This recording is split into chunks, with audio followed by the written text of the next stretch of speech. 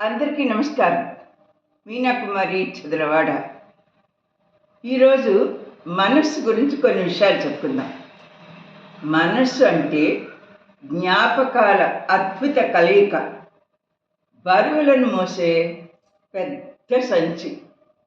అక్కర్లేని విషయాలన్నీ, ఆ సంగతులన్నీ మనసులోకి పంపిస్తే దాని భారం పెరుగుతుంది.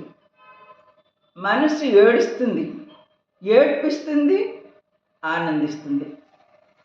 మన పాత సంగతులన్నీ తలుచుకుంటూ సమయం వృధా చెయ్యొద్దు. గతాన్ని మనం మార్చలేము. కొత్త విషయాలు కనిపెట్టడం, ముఖ్యమైన విషయాలు మాత్రమే మన మనసులో ఉంచుకొని అనవసరం అనుకున్న విషయాలను మనసులోంచి తీసేయాలి. అప్పుడు నిర్మలంగా ఉంటుంది. ఒక జ్ఞాని మనస్సుని నిశ్చలంగా ఉంచుకుంటాడు.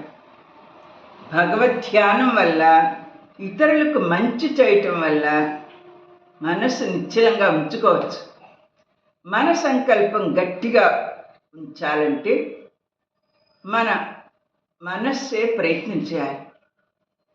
తినే ఆహారం, ఆచారాలు, స్నేహితుల ఆలోచన ప్రభావం కూడా మనస్సుపై పడతాయి.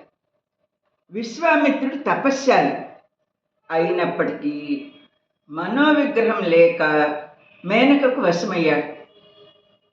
మరి అర్జునుడు మనోనిగ్రహం కలిగిన వాడు కనుక మనోనిగ్రహంతో మత్స్యయంత్రం గిరగిరా తిరుగుతున్నప్పటికీ దాని ప్రతిబింబం నీటిలో చూసి ఆ తిరుగుతున్న మత్స్యయంత్రంలో చేప కంటికి బాణం వేశాడు. విజేత అయ్యాడు. ఈ విధంగా మనసును గెలవటం అంటే అసలు ప్రపంచాన్ని గెలవడమే. స్థితప్రజ్ఞుడి లక్షణాలు ఉన్నవాళ్ళు మనసును అదుపులో పెట్టుకోగలరు. కాబట్టి ప్రతి ఒక్కళ్ళు మనస్సును నిర్మలంగా ఉంచుదాం, మంచి ఆలోచనల వైపు మళ్ళిద్దాం, భగవద్ ధ్యానం చేద్దాం, ఇతరులకు సహాయం చేద్దాం. నా వీడియో మీకు నచ్చినట్లయితే like, share and subscribe please my dear friends. Meena Kumari Chadalavada.